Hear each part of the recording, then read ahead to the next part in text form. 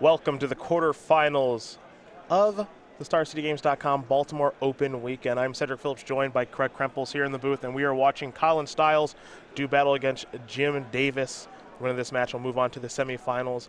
They're keeping their opening hands. We are ready to rock and roll. White Blue Humans will start with just a plains as we head Jim Davis's way. We'll see where Jim does want to start. Now, one thing we did mention over the course of this weekend, we've watched Bant Company a few times here. Yep. No mana issues yet. No.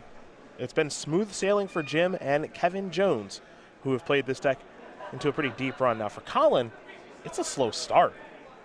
It is a slow start, but as we were discussing before we cut to this match, Collin has some of those bigger cards in his deck that he can exploit. So Archangel of Ties, Archangel Avacyn, Dragon Lord, Ojutai, and so it's possible that he's got some of these haymakers in his hand. For Jim, it's a Sylvan Advocate and passing the turn. For Collin, he drew his card, did not have a land in play, so all he can do is pass back over to Davis. Now that is a big dagger here. Collin had no 1-drop, no 2-drop, nothing on the board, misses his third land drop, and just puts Jim squarely in the driver's seat. Here's an attack for 2 by Davis. Stiles will fall down to 18. These are the stumbles that you just do not want to have when you play against someone on Jim's level. A plains here for Davis, and it'll be a Nissa, a Vastwood Seer, which is going to search up a forest, and that'll be Jim's turn. Another threat on the board. It ensures that Jim is going to make his land drop again next turn. You know, this is a great situation for him. A Council's Lieutenant there from Stiles will be the play, and just a passing the turn. We're going to head over to Players Champion's way. Collin just really hoping to peel a land there, or even a Knight of the White Orchid, put him back in this game. Looking worse and worse as time goes on. Yeah, things aren't looking great right now for Collin Stiles, given the mana issues. Jim's hand, a little bit land heavy. He does have Dromoka's Command and a Jace over there. Unclear if he has Eclectic Company just yet. See if we can get a better look at things as we do go. But keep in mind, Davis does have a couple of lands in Lumbering Falls, a Forest, and an Evolving Wilds in hand. And now he's going to figure out how he wants to sequence. Yeah, it looks like he's thinking about casting this Dromoka's Command right here. It's going to keep a lot of pressure on his opponent. It allows him to continue attacking while his opponent's stumbling on mana. There's Dromoka's Command. Put a counter on a Nissa, take care of Council's Lieutenant, and now here is an attack for 5 points of damage. I like choosing Nissa here as well because that makes it a relevant threat. And if Reflector Mage works its way into the equation, you actually rather have Nissa bounced than the Sylvan Advocate. Definitely, and it also speaks a little bit to the way that Jim thinks this game is going to go. He expects the game to be over before that Nissa transforms, and so it's just better to have it as an aggressive attacker. Stiles has found land number 3. It's Plains. So he plays that very quickly. And now the question is, what you got, Collin? Because I have to imagine with no 1 or no 2, you have a 3-mana spell. Yeah, it's got to be Reflector Mage here to keep him in this game. Well, he does have a Reflector Mage in hand. He also has a copy of Always Watching, but I don't think it's a good time to play the enchantment, as it's not going to have much of an effect on the board. We have a quick update here for you, and we figured that matchup would go pretty quickly between Kellen Pastori and Christopher Giuliano. And Kellen is up a game very quickly. He's playing Mono White Humans. We had a feeling he might be able to be at least up a game because he's on the play. Yep. That plays a big role in things over Christopher, who was on the draw there. So Mono White Humans quickly up a game over White Blue Humans in our 2 versus 7 matchup. And like you said, the Reflector Mage bounced Nissa. Which is a good thing. Which is Jim. A fine problem to have if you're Jim. Yeah. Yep. And he has Jace that's going to start activating. There's that threat of Dromoka's Command in his graveyard for later in the game. Just squarely in the driver's seat, like we said. Here's an activation from Jim. He'll draw. Bounding Crassus is the draw. We'll figure out what he's going to discard here in just a moment. And Bounding Crassus is an interesting one. We've been commenting on how slow Jace is to flip, but that's a card that can help you accelerate ahead of turn with Jace. If he wants to untap it and activate it again, he'll be that much closer. That's a little minor thing that this deck can do, but it does come up sometimes. Yep. Yeah, that's not priority number 1 for Bounding Crassus, but it's always good to just have more synergies in your deck that work together. We have another update here for you. These Humans players are not messing around. Dwayne Graham does win game number 1 over Eric Heimel, as he is playing White-Green Humans, Eric playing White-Black Eldrazi. So they're getting ready for game number 2. Meanwhile here, between Stiles and Davis, Davis will discard an Evolving Wilds. Now Sylvan Advocate's going to attack. That's basically free.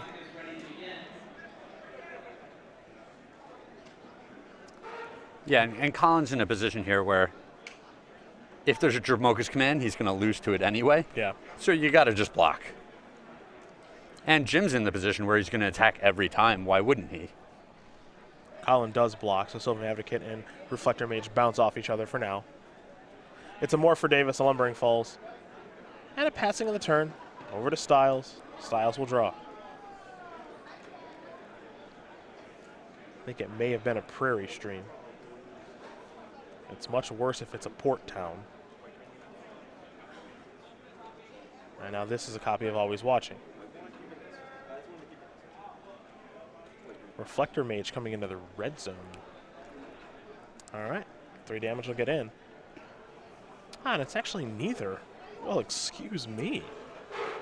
Yep. It's actually a copy of Meandering River. He's got a couple of those in his deck to make sure his mana's really good. All right.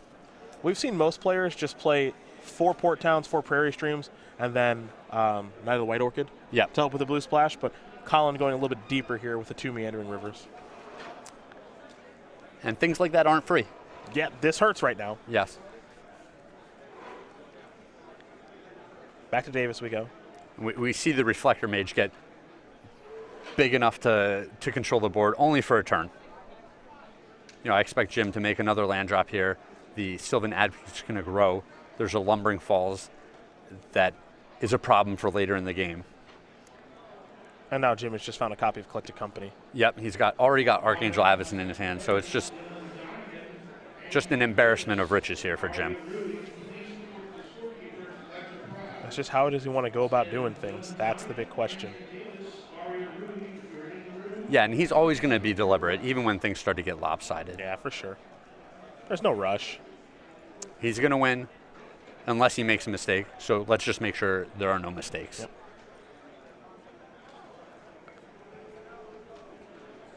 You saw the discard of Anissa, so Jim feels like he doesn't need that resource this game. Now, to be fair, that Morph likely to be a Den Protector, so it can get back Nissa or Dromoka's command. Yep. Sylvan Advocate's going to come in for 4. Stiles will fall down to 9. And it's important for Jim not to get too hasty, like rebuying the Dromoka's command here and just using it immediately to keep attacking. If his opponent slams down Archangel of Ties, it's a big blocker and it ties up Jim's mana when he wants to attack or block. So leaving the Dromoka's command in reserve to potentially deal with something like that has a lot of value. Declaration in Stone was the draw there for Stiles. Well, with Jim just passing, Stiles has to put him on. Nothing. He has nothing. Yeah, nothing. Yeah, he has no cards. Or Collected Company. or an Angel. Yeah. Or Bounding Crassus. Yeah, or Bounding Crassus. Or a Den Protector rebuying the Dromoka's command. Okay. So like we said. Yeah. Nothing. Nothing. Got it. The coast is clear. Todd Anderson has won his first game. He's playing Blue-Red Control this week, a number 6 overall seed. He's up a game where Blake Conti was playing White-Black mid-range, number 3 overall seed. And all of these thoughts are going through Collin's head here. He's thinking, what happens if a 4/4 Angel comes down right here? What happens if he casts Collected Company and finds 2 more threats? You know, what happens if I just play this Angel and he gets back to the Dromoka's command? Is that a problem? So that's why we see him being very deliberate. That's a lot of questions to be answered right now. Going to start with Declaration in Stone going after Jace. And Jim will let that resolve very quickly. There is a clue. And that's a play that I like and I don't like. Okay. The Jace is a big problem. The Dromoka's command gives Jim this redundant removal spell that also pumps one of his creatures. But on the flip side, Collin is already at 9 life. So spending a whole turn to get a non-threat off of the board is an issue. Well, Collin just got a little lucky. Tell us what just happened. Yeah, he got a little bit lucky here. As Collected Company was the big whiff. 0 for 6 there for Jim. It's rare, but given that Collin has missed a couple of land drops this game, and it's just been a little slow out of the gates, that's the kind of thing he needed to go his way to be able to get back into this thing. So that one missed. Now, I think Jim is thinking Den Protector needs to unmegamorph to maybe get something back here. Or Clue could be correct. Also true. But it is Den Protector being unmegamorphed. A counter is going to make that into a 3/2, and Jim is going to get back a copy of Dromoka's Command. So he's going to get aggressive here. He will quickly untap, draw planes. And it looks like a Lumbering Falls is going to be fired up here, and Jim might be trying to go for the W right now. Yeah. Yeah, with a land drop, he can activate the Falls. He can cast the Dromoka's Command and finish off the opponent. Absolutely. Here is Dromoka's Command.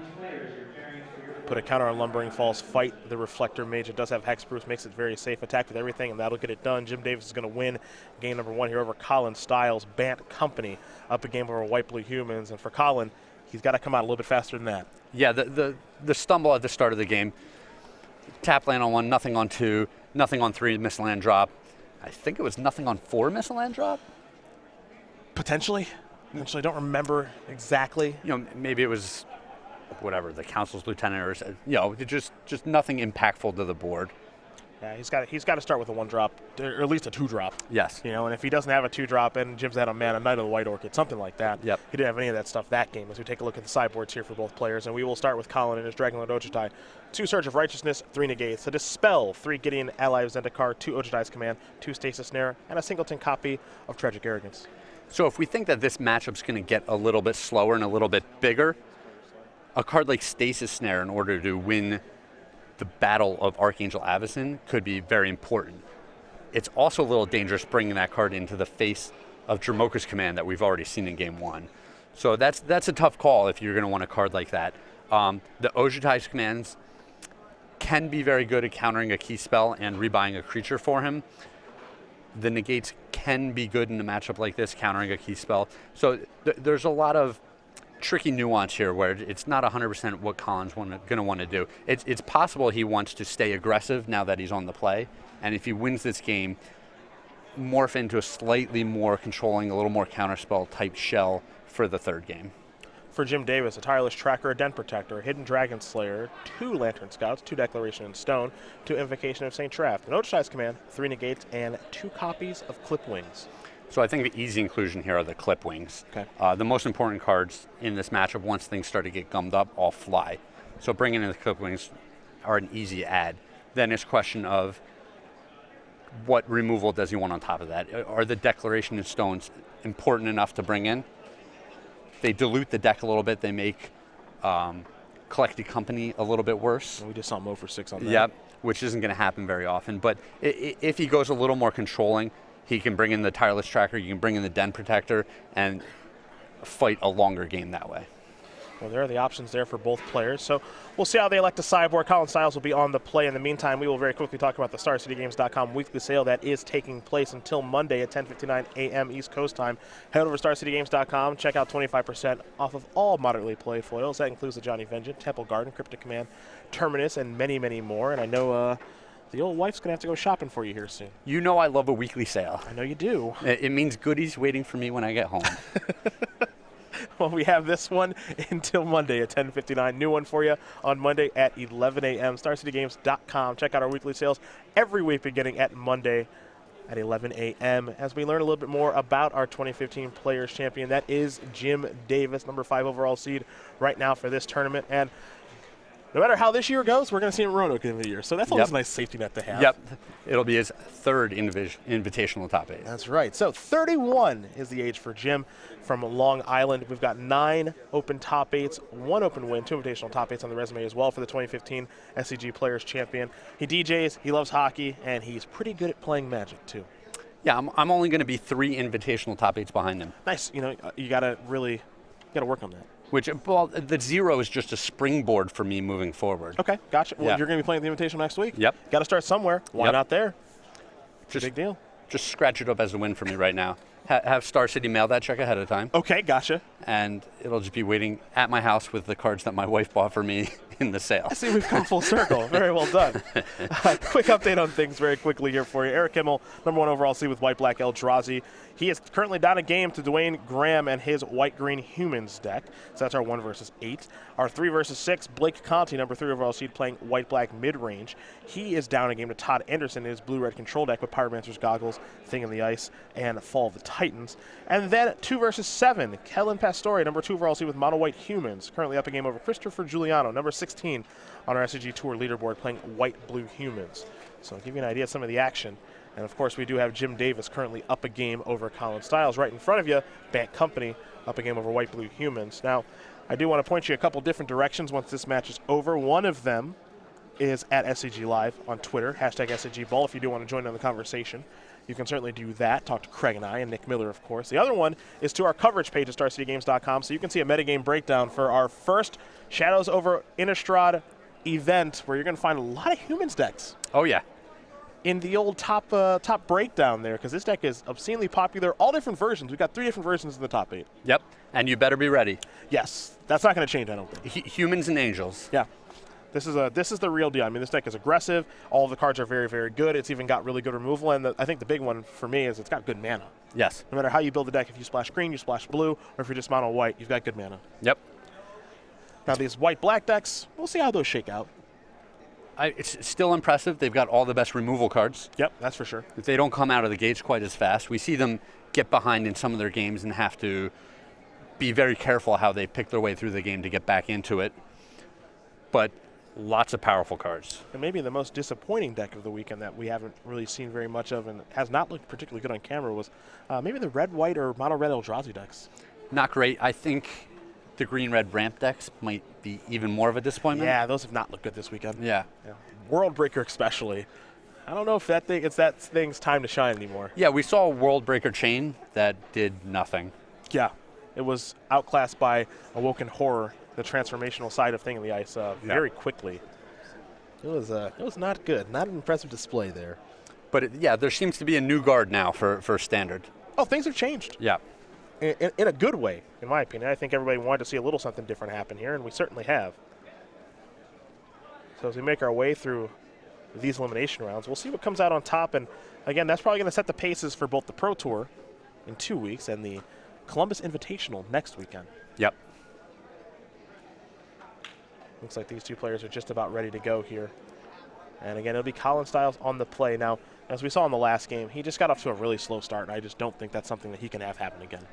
Yeah, I think he's got to be a little more aggressive with his mulligans in order to set himself up with a start that either has obviously more lands going on or more plays to the battlefield early in the game. Yeah, he's really just got to get something going. A 1-drop, a 2-drop, hopefully some lands that enter the battlefield untapped, something like that. Yeah, when you're looking at Jace and Collected Company on the other side of the board, Jim obviously has his own Archangel Avacens. You don't want to give him this position where he's just set up and using his spells however he wants to. A Lumbering Falls there for Jim at Plains for Collin, 2 Plains, and no play on turn 1 or turn 2 again. I'm a little surprised. Now, he does have a Declaration in Stone, so he does have an answer to a problem. He also has a copy of Westvale Abbey. It's an island. It's a Sylvan Advocate. And Jim will pass the turn back with confidence over to Collin. Yeah, once again, Jim's going to come out of the gates just a little bit faster here, and that just steals control of the game. In order for one of his better removal cards like Dramoka's Command to be good, he has to have a creature on the board. And when his creature always comes out first, he's going to be able to use Dramoka's Command to the greatest effect. There's a Declaration in Stone. And Stiles will pass the turn back over to Davis.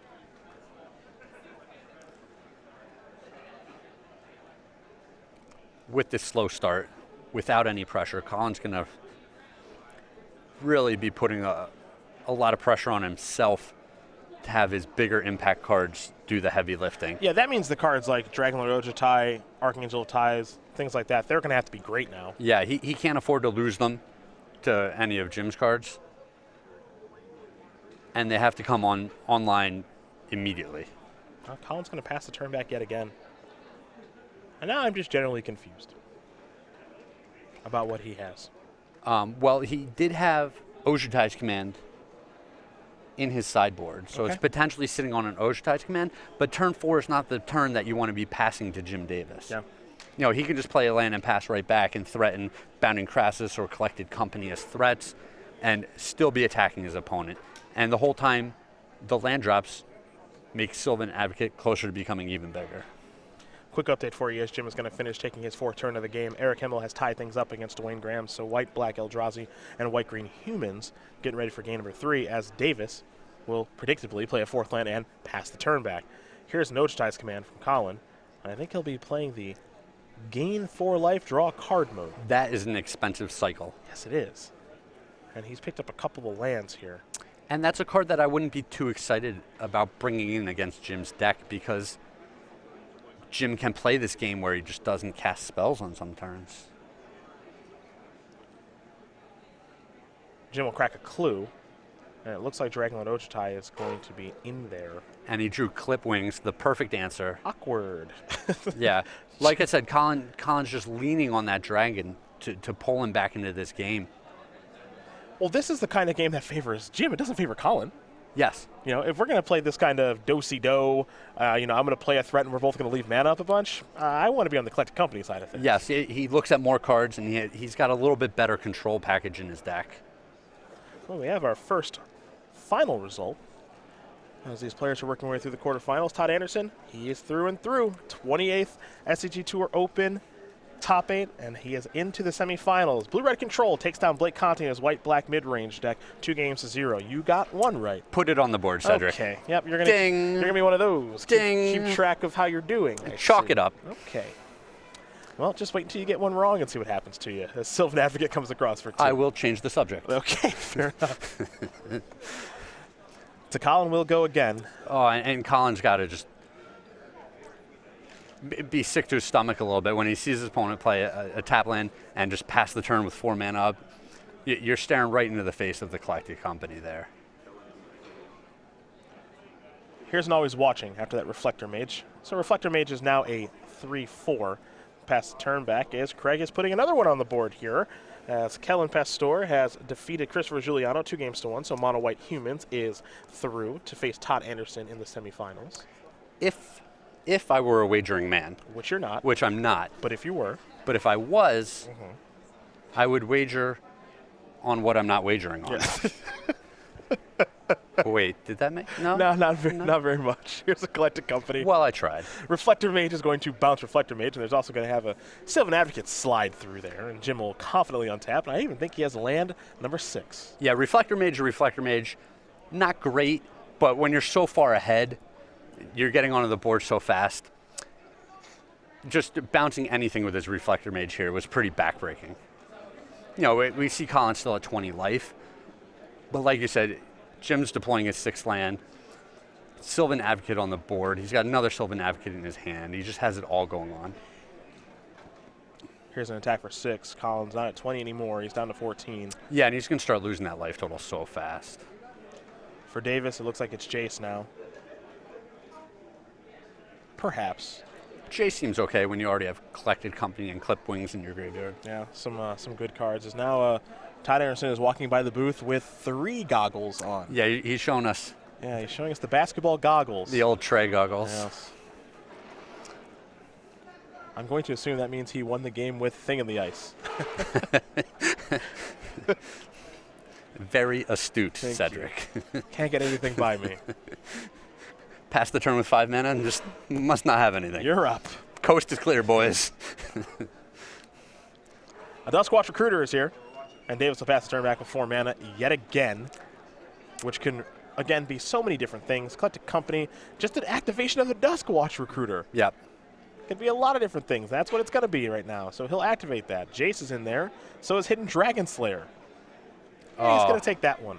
And when the opponent plays nothing and passes the turn, showing you that Archangel Avacyn hitting Hidden Dragon Slayer, just magnifique. Right where Jim wants to be. It's going to cost 1 less to deploy thanks to the Transforming Werewolf. Yes.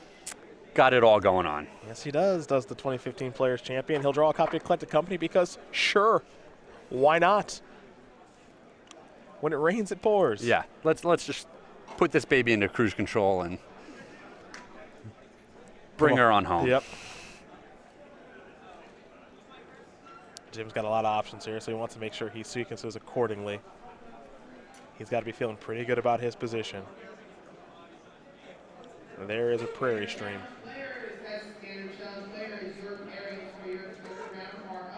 And now here come the beatdowns. This will be 4, 5, 6, 7, 8, 9 points of damage. Stiles is going to fall down to maybe 5. All right, so he's going to activate Westvale Abbey. Take 1. So it wasn't even. Or were you expecting Archangel Avacyn? I was expecting an angel. Not having an angel there is almost the same as just conceding to me. It's close. Not conceding, but losing. Yes. Yeah. Stiles did pick up a copy of Reflector Mage, so I believe he's got 2 of these to cast right now. But only 1 blue source right now. I don't know if that other blue source in his hand comes into play untapped. It appears as though it does not. The Meandering River not being very helpful. The aptly named Meandering River Yes, it is. slowly makes its way onto the battlefield. A collected company here from Davis might put this one away. Bounding Crassus and a Dusk Watch Recruiter. It's going to tap down that Reflector Mage. And Jim can confidently untap, maybe fire up a Lumbering Falls, but he's on his way to the semifinals here, folks. The unneeded creature land. Yep. A very, very impressive display here from the 2015 Players Champion. And this deck has been impressive every time we've watched it. It's just run so smooth. Like you said, the lands, he always has all of the colors that he wants. The threats are so potent, and there's so many little synergies here between the Werewolf that can flip and then play cards on his opponent's turn, the Bounding Crassus, removing a blocker or untapping Jace or doing critical work like that along the way. All of the cards just seem to work together. It's a one-sided affair there. Jim Davis is going to win this match over Collin Stiles, 2-0. BALT Company will take care of white-blue humans, as now Craig Krempels is 3 for 3.